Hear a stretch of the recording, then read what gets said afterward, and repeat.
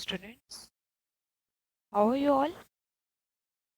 I hope you all are fine and spending a great time with your family at home. Students, I'm your English teacher from Metropolitan Foundation School. Do you all know, because of COVID, we again conduct our online classes. So student, I hope you all are watching the videos and complete your work, okay?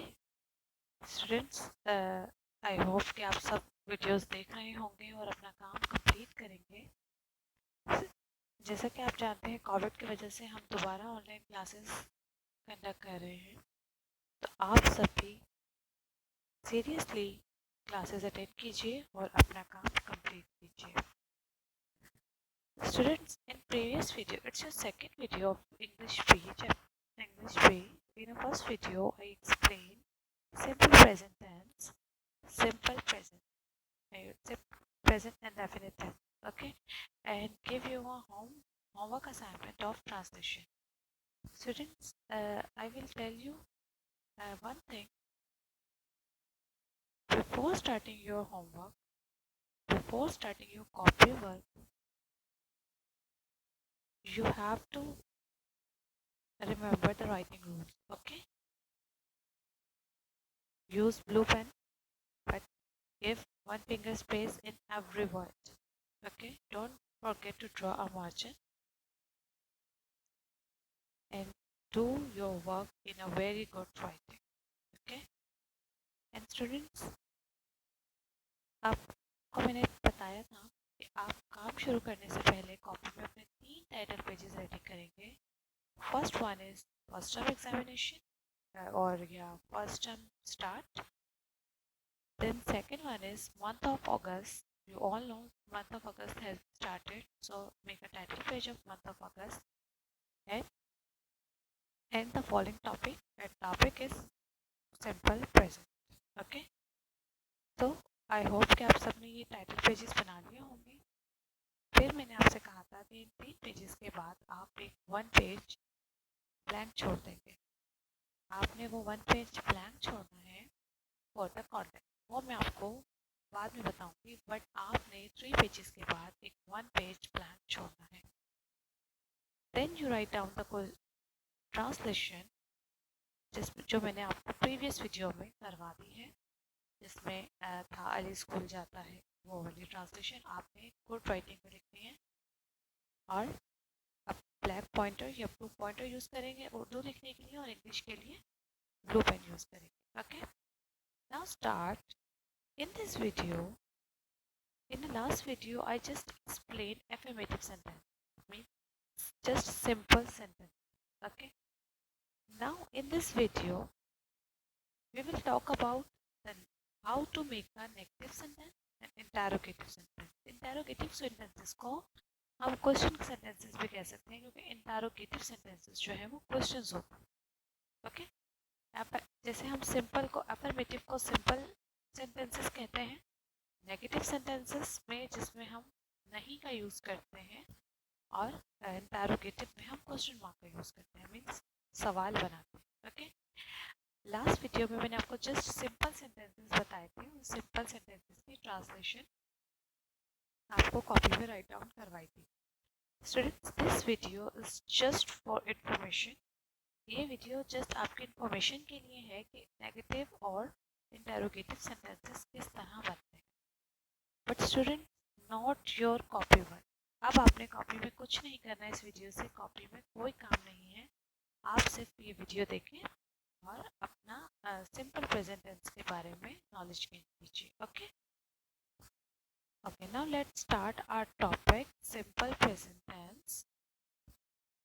Yes, it's simple present tense. How to make a negative sentences and question sentences. इस video पे मैं आपको बताऊंगी कि negative sentences और question sentences कैसे बनाए जाते हैं। अच्छा, मैंने आपको प्रीवियस वीडियो में इसका फॉर्मूला भी बता दिया था और डू और डज का यूज़ भी बता दिया था कि डू और डज हम नेगेटिव सेंटेंसेस के लिए यूज़ करते हैं। लेकिन आज मैं आपको इसकी प्रैक्टिस भी करवाऊंगी। Okay, now start simple sentences. अच्छा, सिंपल सेंटेंसेस में सबसे पहले हम सब्जेक्ट यूज़ करते हैं। तो सब्जेक्ट के लिए हम सिंगुलर और प्लूरल उसको दो फॉर्म में हमने डिवाइड किया। सब्जेक्ट के लिए हम सब्जेक्ट को हम 3% में डिवाइड करते हैं। First person is who are talking, जो बात कर रहा है वो फर्स्ट पर्सन है। सेकंड वन इज जिससे बात की जाती है, जिससे बात की जा रही है वो सेकंड पर्सन कहलाएगा, सब्जेक्ट का सेकंड पर्सन। इसके लिए हम यू, और इसका प्लूरल भी यू होगा। यू, दोनों यू कैसे होते हैं? अच्छा, सिंगुलर के लिए हम जस्ट वन पर्सन के लिए यू यूज करेंगे, but more than one is also use you. Okay, तो सिंगुलर के लिए भी हम यू यूज करेंगे और प्लूरल के भी हम यू यूज करेंगे ना। Third person is, third person वो होता है जिसके बारे में हम बात कर रहे हैं। वो कोई भी हो सकता है, थर्ड पर्सन कोई भी हो सकता है कि वो ये कर रहा है, वो ये करती है, वो खाना खाती है। सो उसके लिए हम यूज करते हैं ही, शी, इट, या कोई भी नेम। और प्लूरल में हम यूज करेंगे दे। ना सिंपल प्रेजेंट टेंस है, फॉर्मूला इज सब्जेक्ट, जैसे मैंने आपको प्रीवियस वीडियो में बताया था, verb and then object. Subject के लिए हम यूज करेंगे I, we, I, you, they, we, he, she, it, and whatever name. Verb is an action word like go. Go is an action word. Okay? Go is an action word, and in present sentences, when we use third form, third person, when we talk about the third person, then we use s or es in a verb. जब हम verb में s और es का इजाफा कर लेते हैं, जब हमारे पास हम थर्ड पर्सन का सब्जेक्ट यूज कर रहे हैं। ओके, यानी हम अगर किसी और के बारे में बात कर रहे हैं तो हम एस या एस का इजाफा करेंगे अपने वर्ब के साथ। वर्ब डिपेंड, एस या एस डिपेंड करता है वर्ड पे। जैसे गो के साथ हमने यूज किया है हियर, इसमें एस नहीं लगता इसलिए हम एस नहीं लगता। Okay, they goes to school. Simple present tense like have some examples like I play football, we play football, they play football, he plays football। अब he is a third person, और third person के साथ हमने verb के first form के साथ s का इजाफा, क्योंकि प्ले के साथ हम es नहीं लगाएंगे। हमने इसके स्पेलिंग से हमने जज किया कि इसके साथ s लगेगा, तो he plays football। Okay, he plays football, she plays football, ये भी थर्ड पर्सन हो गया। and it play football, it plays football, Sam plays football। They are the some example of simple present tense. Now we have another example. We use now go. I go to market, you go to market, we go to market, they go to market, he goes to market। Now we use third person and also use es with go। Okay, go के साथ हमने es का use किया, ठीक है, एक verb के साथ हमने ऐसे इसका इजाफा किया, he goes to market because it's third person। she goes to market, she also goes a third person, it goes to market, Sam goes to market। okay, there are the example of go। okay, verb के साथ हमने S या E S का इजाफा किस तरह करना है, इस ये मैंने आपको बता दिया कि जब हम सब्जेक्ट में थर्ड पर्सन की बात करते हैं तो एस या ई एस का इजाफा करते हैं। Now make a negative sentence in simple present. Formula हम वही यूज करते हैं, सब्जेक्ट, वर्ब एंड ऑब्जेक्ट। इसमें भी हम सब्जेक्ट प्लस ऑब्जेक्ट यूज करेंगे, बट हम वर्ब से पहले इसमें डू नॉट यूज करेंगे। लाइक दे है, जब हम दे यूज कर रहे हैं, they is a third person of subject. Okay, हम ज़्यादा लोगों के बारे में बात कर रहे हैं। दे डोंट या they do not go to school. Don't और डू एक ही वर्ड है, डोंट गो टू स्कूल और they do not go to school एक ही बात है। डोंट या डू नॉट हम कुछ भी यूज कर सकते हैं, ठीक है। डोंट जो है वो डू नॉट का शॉर्ट फॉर्म है। Is that clear? अगर हम सिंगुलर ये प्लूरल सब्जेक्ट हमने यूज किया है, डू और डोंट का मैंने आपको यूज बता दिया है। डू और डोंट एक ही वर्ड है, डू यूज़ कर ले या डोंट यूज़ कर ले। अब ही शी इट के साथ हम डज यूज़ कर रहे हैं। अब डज हम जब यूज़ कर रहे हैं तो डज नॉट या डजन एक ही बात है। डज नॉट का शॉर्ट फॉर्म है doesn't. Like Sam is a singular person, singular है तो हम इसके साथ एस या एस का इजाफा करेंगे। दे जो है वो प्लूरल था, हमने इजाफा नहीं किया था, हम इसके साथ एस या एस का इजाफा नहीं करेंगे क्योंकि हम यहाँ पे डू और डज के साथ ई एस लगा चुके हैं। Okay, Sam does not go to school. Does के साथ हमने ई एस लगा दिया, इसलिए गो के साथ नहीं लगाया। Now here are the other example of negative sentence. मैंने आपको बता दिया कि किस तरह से हम यूज़ करते हैं डू और डोंट का यूज़। अब हम यहाँ पर एग्जांपल कर रहे हैं, like I play football, I do not play football because I is a singular person. I do not play football. Okay, I do not play football. You play football, you do not play football. We play football, we do not play football. They play football, they do not play football. He plays football, he does not play because हमने इसमें plays में s use किया। जब हम उसको negative बनाएंगे तो हम इसके लिए do और does मतलब does यूज करेंगे क्योंकि ये s का हमने इसके साथ इजाफा किया था। अब चेंज करने के लिए प्ले से हम एस नहीं यूज़ करेंगे, यहाँ पे हम एस यूज़ नहीं करेंगे बिकॉज हम डज में ऑलरेडी यूज़ कर चुके हैं। She plays football, she does not play football. It play football, it does not play football. Sam plays football, Sam does not play football. Here are the some example of negative sentences. Now we use now I'm talking about don't or doesn't.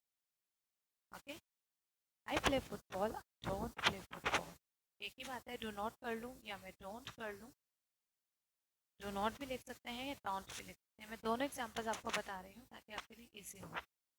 I do not play football, you play football, you don't play football. We play football, we don't play football. They play football, they don't play football. He plays football, he does not play football.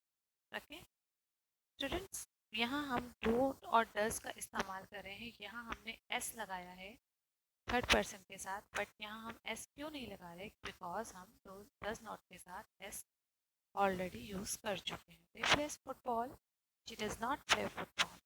I play football, I does not play football. She plays football, Sam doesn't play football. Sam plays football, Sam doesn't play football. Now we are coming on the questions, mean interrogative sentences like I play football।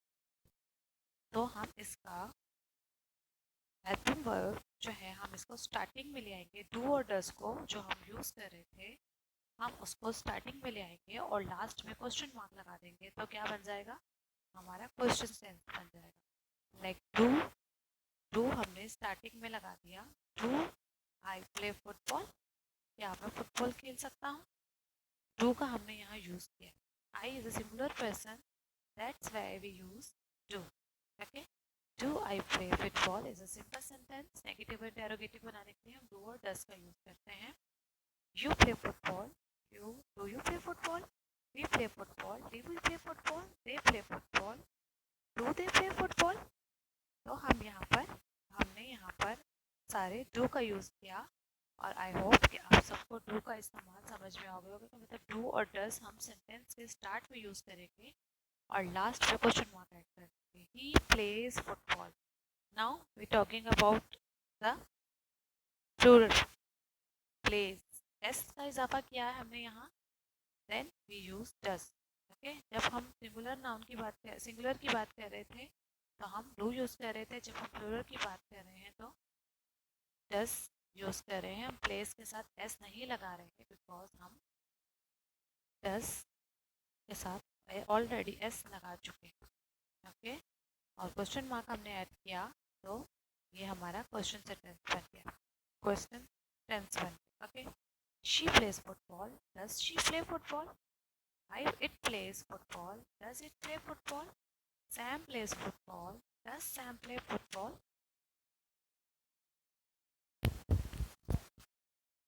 Students I hope आप सबको ये समझ में आ गया होगा कि do और does हम नेगेटिव बनाने के लिए यूज़ करते हैं और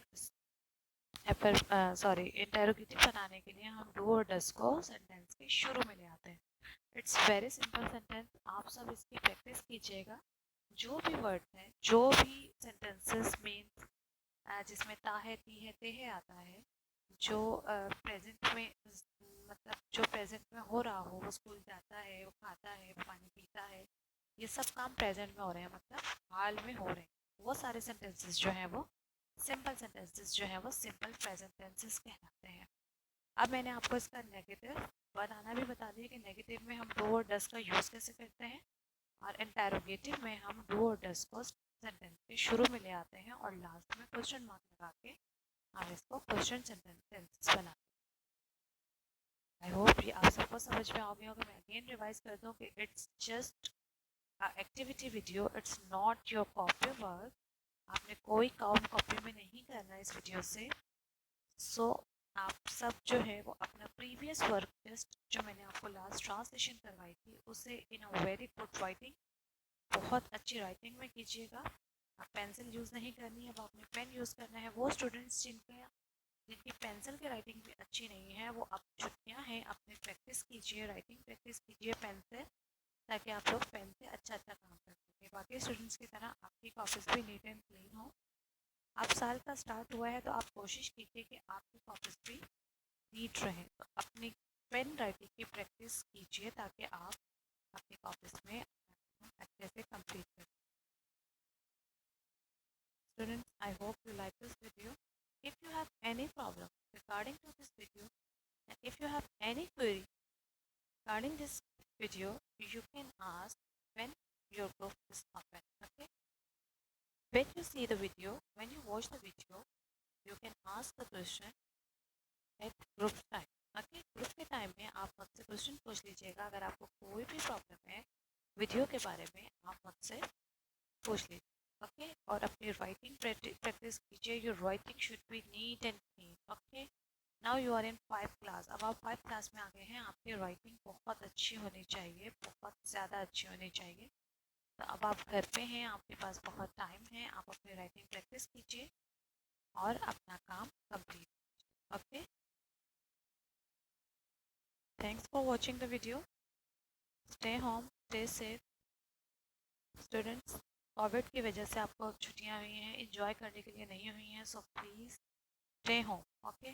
घर में रहिए, अपना काम कंप्लीट कीजिए, ज़्यादा बाहर नहीं निकलिए ताकि हम इस बीमारी पर जल्दी काबू पा सकें. Thank you. अल्लाह हाफ़िज़.